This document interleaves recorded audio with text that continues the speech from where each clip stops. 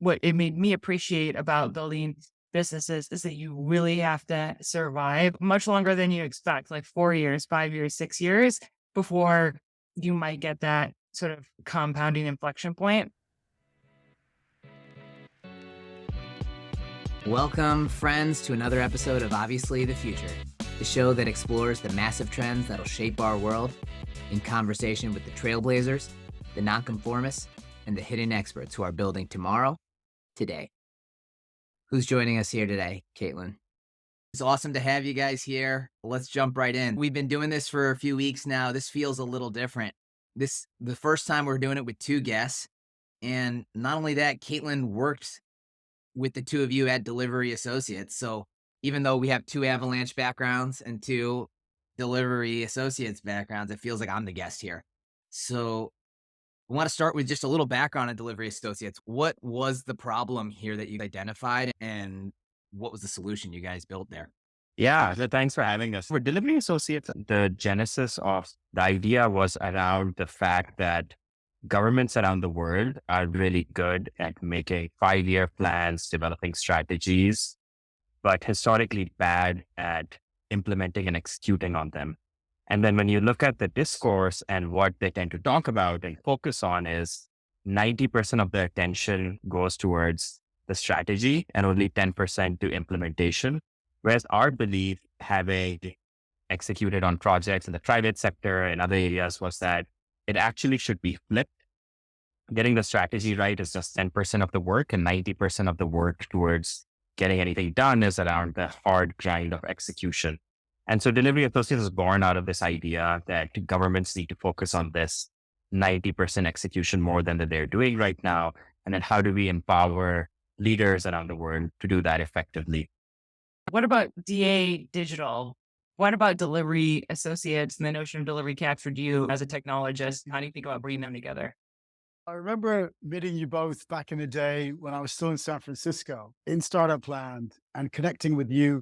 And we were thinking about how broken government is and the heat at the time that the governments were feeling. As we know, different administrations at that time existed. I'm not going to go into which ones, but the system was broken. And it wasn't just broken in the US.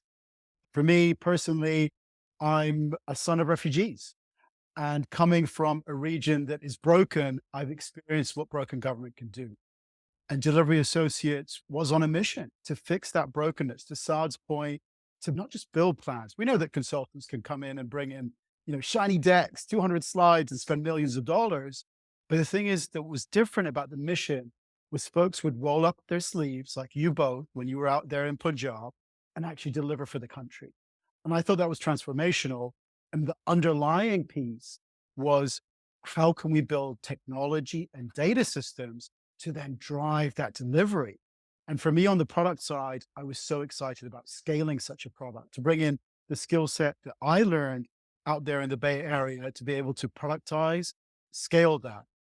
I don't want to rain on this parade. Just sounds too much like a rose-tinted view here. You're talking about government delivery, something you traditionally don't expect. And you're talking about a digital element, which also anyone who's ever been to a DMV can tell you is not exactly a strong point. So you may have had a very powerful vision here, but how does it brush up against reality? What does it actually look like? One of the things that puts a stamp on why this is needed is if you look at the typical background of a senior leader in government, look at the typical background of a president, an ambassador, a senator, the head of a large department.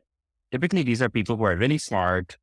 They come from a background of making inspiring speeches, rallying people behind them, getting large groups of people to come together and vote for them. And then the moment they win the election, they move from their job being giving speeches to their job being, hey, now you're running a bureaucracy with 100,000 employees and a $5 billion budget. Go figure it out. And so a lot of the leaders of governments all over the world, but especially in the States, are severely under-equipped to have the management and the kind of financial expertise to run these large organizations, which they're certainly put in charge of. And that's why there's always a steep learning curve in moving from the kind of execution and implementation that you would see in the private sector to bring that onto the scale of the public sector. And all the work we do at Delivery Associates was around helping to fill that gap. And it's a big gap still, but the great thing about doing this is every minuscule movement you have in making a president or prime minister slightly more effective directly has impacts on millions of people because your leverage is really high. Your leverage point is like 1 million schools across a country or like 100,000 hospitals across a country. And so it is, going back to your point, Urban, it is a tough learning curve and a tough mountain to overcome. But even if you improve outcomes by 0.25%, it results in improvements over a large scale because of the leverage you get in government. And what about particularly on the digital side? So how much resistance is there? And what does digital transformation look like within a government context? Yeah, it's a great question, Arvid. And there is an article, I don't know if you read this, but a piece from Not Boring on how to fix a country in 12 days that really brings to bear something at Delivery Associates, which was so engendered from Michael Barber, which is a sense of urgency.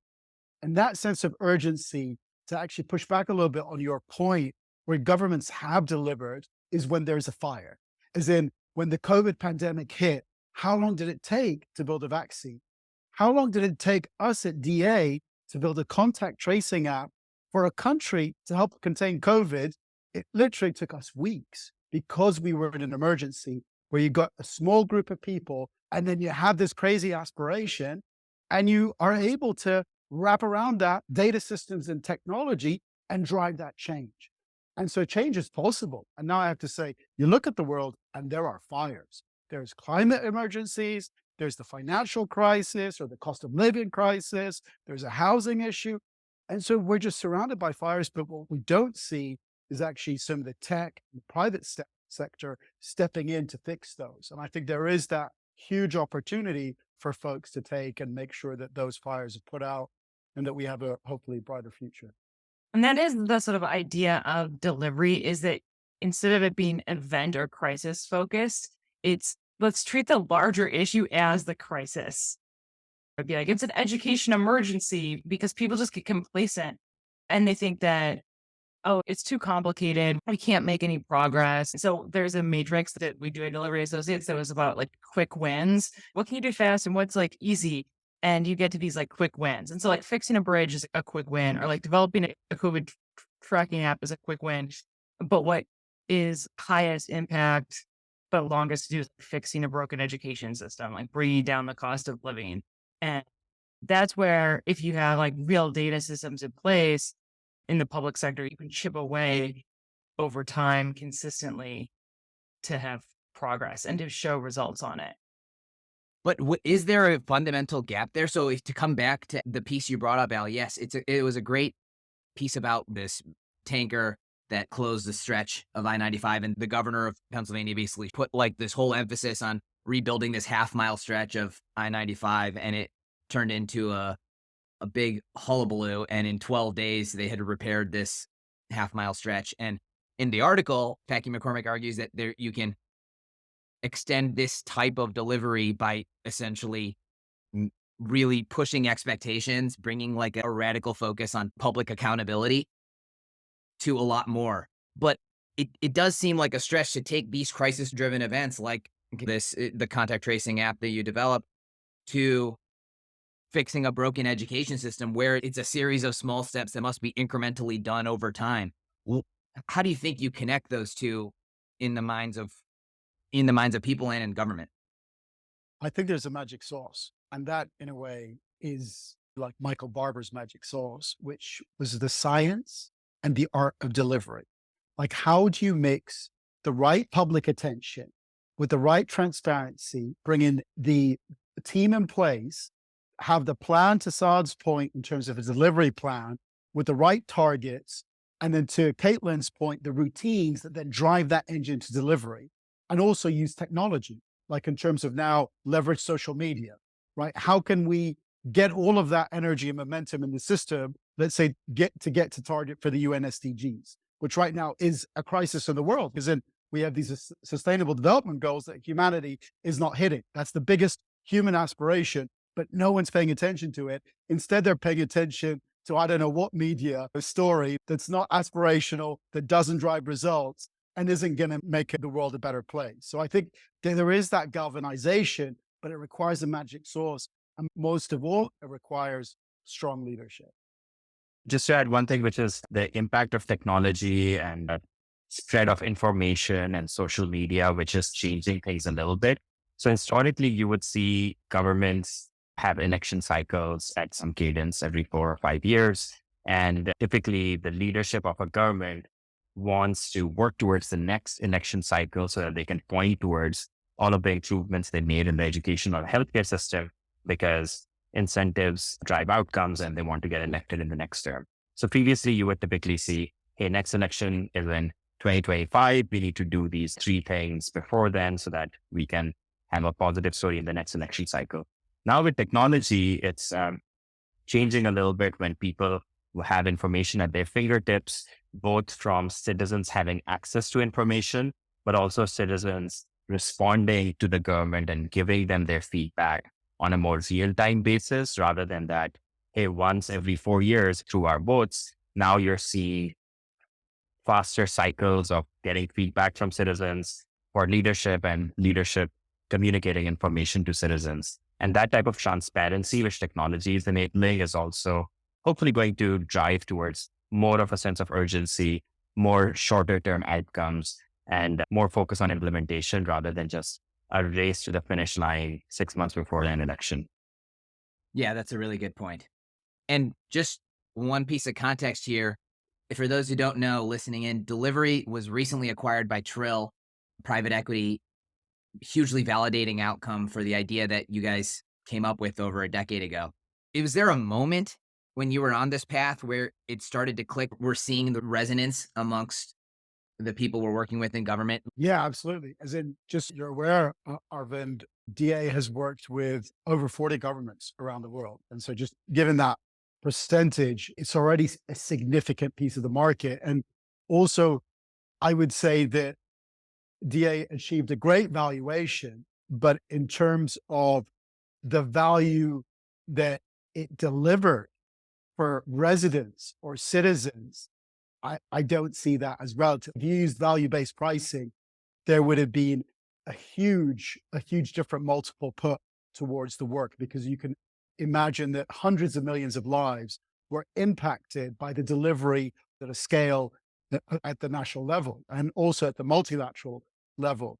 And there is recognition from leadership around the world, both at the multilateral level and the national level, of delivery associates' work. So it has carved out a niche.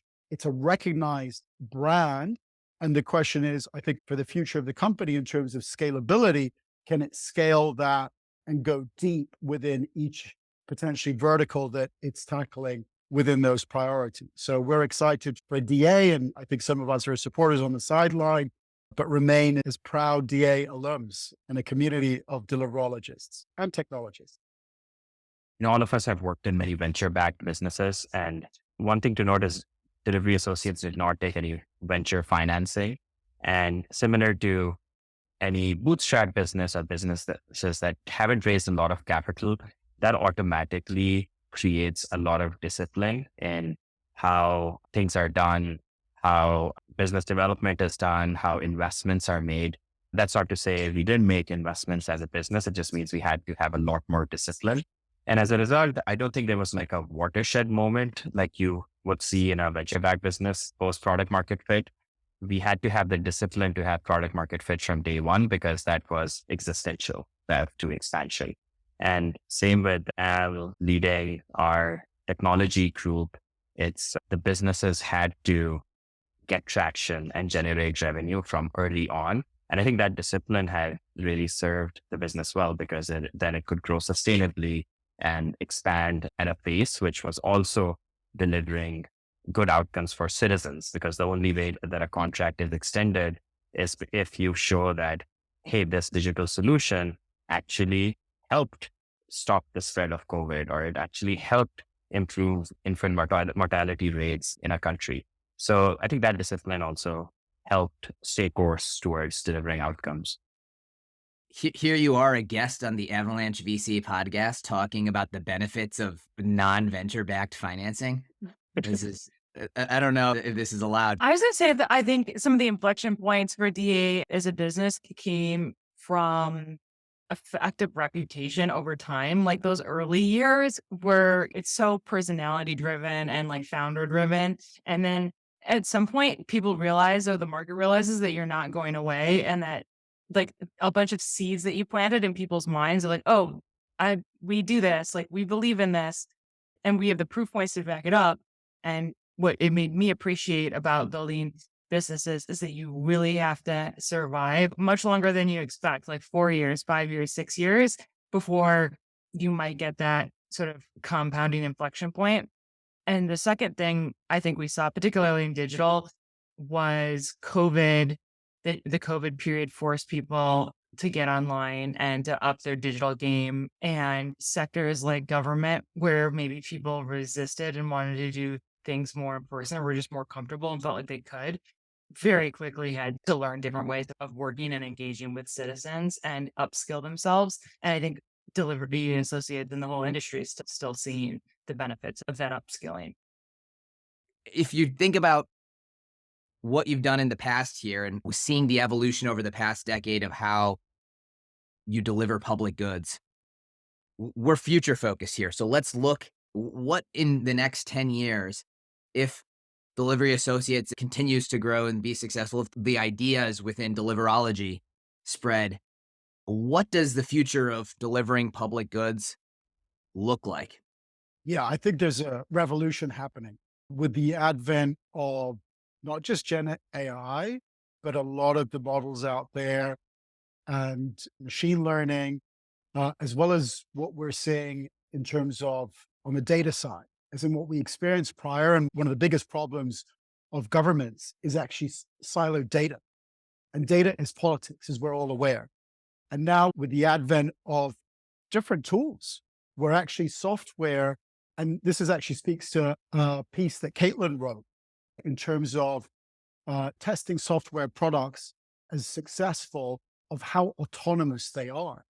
And we're seeing that across the public service delivery space, where there is potential and already now reality hitting of actually public service being delivered end to end by machines. And I recently were talking about passport applications, which a decade ago, it would be paper and pen and a bunch of politics, right?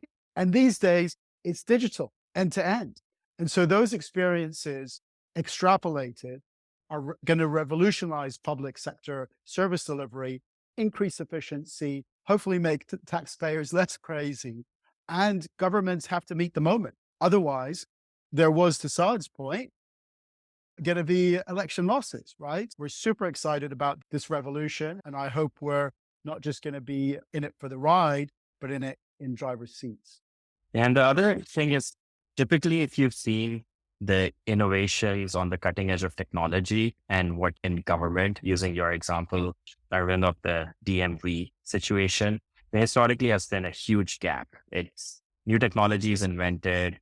It takes government 10 years to adopt it. And even when it does, it's after probably wasting several $1 billion on IBM or Accenture before they do anything. And I feel like that gap is closing from both sides. On the technology and venture capital side, previously GovTech would be a somewhat dirty word, right? Like people wouldn't want to like invest in government technology because they just thought, hey, this is very difficult. But now you're seeing technologists and venture firms really tackle that on with a longer term view and invest more and more in the sector. And then on the government side, governments are also under pressure to give their citizens a higher quality of services because of the transparency of information, because of more demands from citizens. And so now you're seeing governments also, instead of contracting with IBM for a 10-year contract, go directly with innovative startups and go directly to implement the latest. And so I'm pretty optimistic that we can, over the next 10 years, see the gap between the fringes of new technologies and what as a citizen experiencing in government close, and hopefully there'll be more and more new innovations coming to citizens from governments that are trying to deliver better services. Saad, maybe you could put an example behind that. I know there is a company we're one of the first investors in that recently raised a big round. Maybe you could describe what they do and how that's the future. Yeah, I'll give an example of this company, Pano AI, that's founded by a good friend of mine, Sonia, and I was one of the first investors in the company. Pano recently raised a $17 million Series A extension on top of a $20 million Series A they raised last year. And that company is basically taking the latest of image recognition and artificial intelligence, applying it to a problem that has traditionally been solved by the public sector, which is early detection of fires and response to fires in forests, which has been plaguing all of the world because of global warming. And so by taking this technology, getting the best engineers from Silicon Valley to work on that, and then applying that to not a B2B SaaS software to help a corporation increase its sales, but to a real public outcome of preventing fires, providing better quality air to citizens, that company is now blazing a trail and really both advancing the technology and helping governments and other public sector utilities offer the latest to its citizens. And so I think that's a good example of a very unique point solution that was solved by taking great technology and applying it to a government need.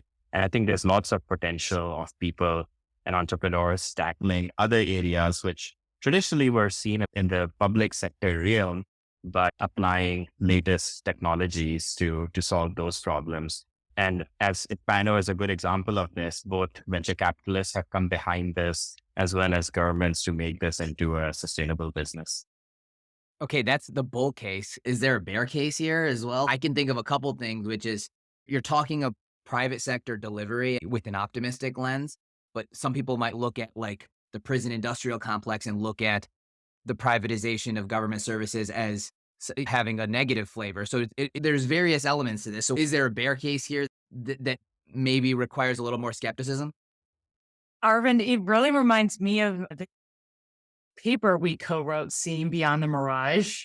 It was probably closed like 4 or 5 years ago now. We worked on it for a long time, and it was pushing education ministers to see that they didn't have to just think that their job was to run a public education system, but instead that their job was to ensure that every child had access to a high quality of education. If you're a government minister who believes in that second path, you really need to focus on accountability mechanisms to ensure you are buying results from the private sector and that those results have fidelity, right? And that you set the targets correctly. So if you have a private prison system and they are rewarded each time I get another prisoner for this many days, I get more money, as opposed to investing in maybe like a recidivism system where they're like, are there measures of efficiency of rehabilitating offenders and not making it input output based? And that's, I think, a technology, that is a huge area for technology innovation itself, is the continuous monitoring and evaluation of the right outcomes at a societal level in the public sector that are not necessarily financial. I just add, there's a super interesting innovation there that, funnily enough, Saad has been at the forefront for, which those externalities of the market and how to capture them. There's a movement in terms of Web3, right? As in where there's externalities and how you can bring market dynamics and capture those and potentially productize, commoditize them. And so there is a piece here and an energy that I think, again, the startups or the innovators in the world should try and tackle alongside governments. Like there's a movement that hopefully could avalanche. Saad, I think you were with the original papers with Katelyn on Oceans of Innovation and Avalanche Is Coming. Is that right? Yeah. You were part of that. And then while you left and moved on to other things, she continued with Mirage and now Avalanche. She's taking all the natural elements that you left on the table. Yeah. Which one is next? I want to see Mentat come back. So I don't know if you guys know the reference, but I'm super excited for part 2 of Dune. Dune is an interesting book because it's like fundamentally a government and citizenry conflict. But Mentat is a company that Saad founded when he went through Y Combinator. And one of the characters that is not fully explored enough in the Dune movies is the role of this Mentat, or this human with a computer brain that is always like calculating the probabilities and able to think very logically, but sometimes can be outfoxed. Okay. All listeners of the pod should check out Dune. It's my favorite book of all time. And it's actually, like Katelyn was saying, it's pretty prescient in terms of the things that we are talking about these days. So it was written in the 60s by Frank Herbert, and this concept of mentats came into being because in that universe, the artificial intelligences that were invented by humanity revolted and almost wiped out civilization. And there was a new rule passed that would make all computers and artificial intelligence illegal. And so these mentats were born out of the need to still do complex mathematics for plotting space journeys and all kinds of things. And so certain humans were trained to have extreme focused mental capacity similar to computers to do complex probability analysis and so on. And that's the kind of discussion we're having these days, right? Like, how dangerous is artificial intelligence? How would humanity react to that? So I think that book is very relevant right now. But okay, so yeah, while we're talking about the future of technology, a lot of people position crypto as the antithesis to government in terms of being a trustless institution and avoiding centralized bureaucracy by going with a completely decentralized approach. Saad, having worked with governments in so many capacities, what attracted you to some of your current work in Web3? Where do you see both the differences and potentially the unifying characteristics? Yeah. So for background, currently I'm a partner at Superlayer. Superlayer is a venture studio, which means we raise capital like a venture fund in the GPLP model, but we only deploy it in our own ideas and companies that we co-found with entrepreneurs who have a particular industry or sector expertise. And the underlying theme across all of the companies I'm co-founding at Superlayer is that they all have a Web3 crypto element. Most of them are emerging market focused. Most of them are direct to consumer. And coming back to your question, Arvind, what excites me about crypto? Number one, crypto for the first time showed me that no matter who you are in the world, whether you're a bond trader sitting in New York or whether you're a farmer sitting in Nigeria, you for the first time had access to the same investment and asset class at the same time, which is pretty magical. Like right now, the richer you get, the more access you have to certain things, and that extends across countries as well. And crypto for the first time, unified field, everyone has access to the same asset class. And I really like the kind of economic developmental aspect of it, of bringing people who are underbanked or don't have access to good investment vehicles, access to the same stuff that people in the States and the UK have. The second thing that's exciting about crypto is, as a product builder, it gives you a new surface area to experiment and build products around. So one thing that crypto does is that it really helps you, through tokenization, distribute ownership of the platform and product you create to your early adopters, users, and later adopters as well. And that helps you construct both interesting economic models, but also product growth models, product reward systems that result in a product that's owned by thousands of people rather than just the founders, the early employees, and the investors, which is what happens typically. And this new kind of model which crypto enables gives you the potential for building really exciting products. And the third thing, which I find really interesting which is relevant in this context, is there's a lot of people who say, hey, government on one side and crypto on the other side, and crypto is anti-government. And there's certainly one way to look at this, but I don't necessarily agree with that. I think a government's role is to serve its citizens. And if a government is not fulfilling its promises to citizens, then there's room for the private sector or for distributed systems to step in as well. Like, I'm originally from Pakistan. I was there when the government blocked everyone's bank accounts and took people's life savings and prevented people from having access to it. And I feel like as a citizen, you should have some defenses against things like that from happening. And definitely there are rules and checks and balances in place to hold government to account. But unfortunately, there's certain part of the world where the government's systems don't have those checks and balances and the systems are not that resilient. And in those instances, citizens should have the pathway to live their own life and have a good outcome for their families. And crypto gives people an alternate path to that. So yeah, so those are the three things that got me excited: the product implications, the access to this asset class for emerging markets, and then thirdly, empowering individuals to take charge of their own destiny and not being dependent on others. That's great. Katelyn, what do you think? Do you agree where government is failing, crypto can step in? But is there a world where government can embrace crypto even in the absence of particular failure? What is crypto really? And I think the technological infrastructure that can be enabled to facilitate people having access directly to their assets is incredibly important. And that's when people talk about crypto systems being trustless, that's what they mean. But let's not forget that the industry of crypto has a huge credibility problem with the demise of FTX, and with, I think the CEO of Celsius was just brought in on 7 different charges. And so some of the actors in the system were terrible, fraudulent actors building centralized systems that people couldn't verify the actual truth or reality for. And government has had to, like, in its traditional sense, has had to step in and be a regulator of some of those massive failures. But I think to be positive is that we are now at the very beginning of the next wave of crypto Web3, whatever you want to call it, where those frauds are now finally very visible. They are being brought to justice. And that means like good actors and people who continue to be building behind their communities and their technologies will see, I think, a lot of massive success in the coming 2 to 5 years. By the way, I'm predicting that Michael Lewis's book on SBF is going to be his best book yet. The fact that he had access to this entire story and the way he tells stories, I think is just going to be absolutely killer.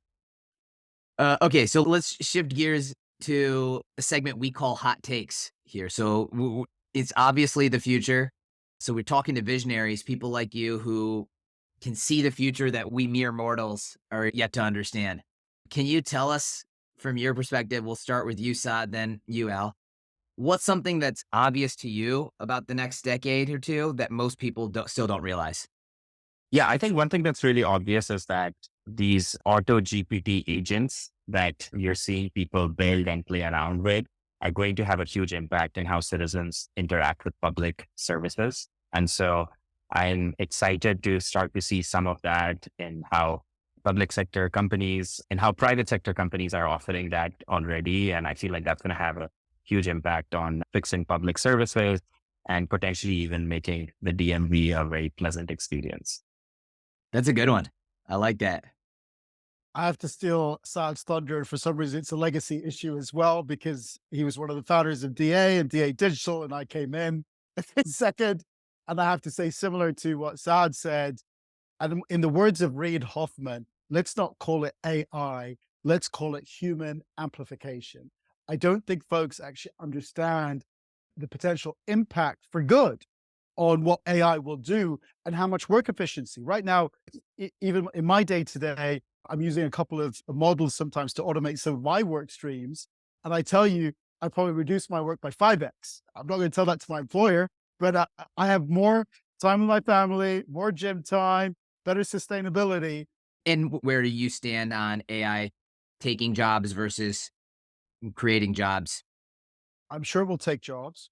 And I do think that there needs to be a mature conversation to be had about what we call universal income, and then also job expectations in terms of hours of work. I think the next decade is going to be one of much more increased productivity and increased GDP.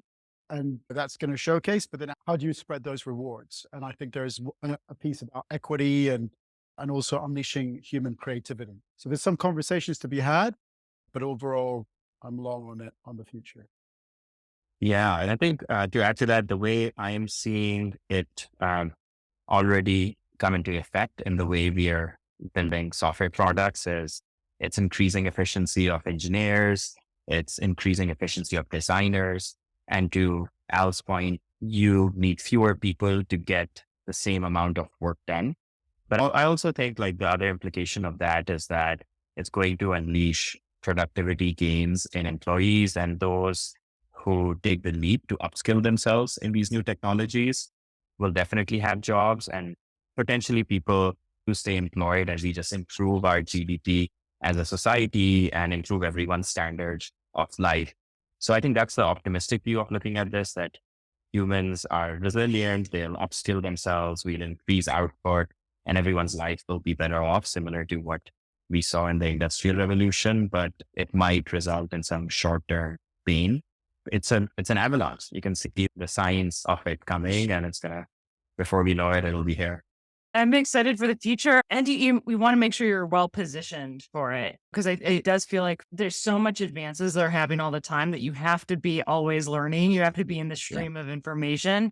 Otherwise, you're going to be left behind. And you really want to be the Al who's found ways of driving it personal efficiency and productivity before other people, because you know that there'll be another leap and you'll be on that leap and that leap. And I think one of the things this does is it helps individuals that can access that learning will move much faster versus institutions are going to be way more amorphous on their AI adoption. And it's still going to be driven by individuals. And I think it gives the individual a leg up if they take advantage of it. But if they don't, which is like 90% of people, it's, I think, very scary. My view, I think AI is going to be like every other technological revolution of the past, where there was predictions that it would diminish work, but in fact, our capacity for what we want and how we can create it will grow exponentially to fill whatever need that is. But with the major caveat being that AGI, artificial general intelligence, may be something completely different. And what I'm still not clear about is whether LLMs or any of the technological path that we're on is on a path to AGI or not. But I think within the current constraint of GPT-4 and what you can do within the AI landscape, I think it's going to look very much like previous technological shifts. Okay, so let's end here with the last question, which we've already a little bit touched on with you, Saad, but we'll see if your answer is the same. So Katelyn has this list that she calls My Younger Self, and it's a bunch of timeless books that she would tell her younger self to reread or read right away when she was younger. So we're asking all our guests, tell us one book that you'd want to share with your younger self and why. It's a classic, but Marcus Aurelius, The Meditations. And I've recently been reading it, and I just found so much wisdom in something that's been written 1,000 or so years ago, but is so poignant and relevant to today's speed of our lives.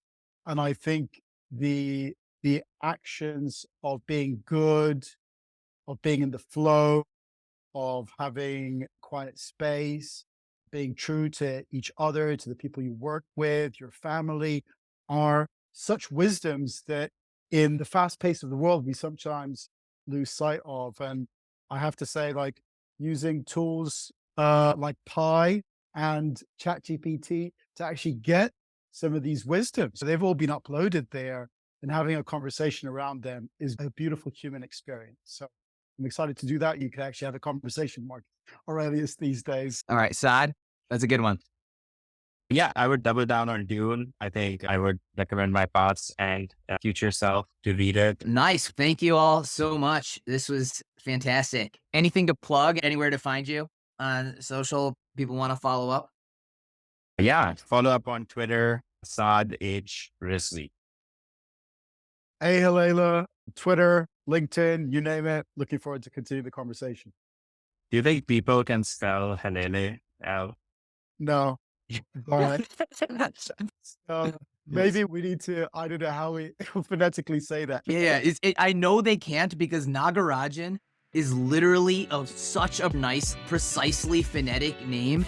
And there is a approximately 4% success rate in people spelling it. And so I give Hleileh no chance. No, Zero.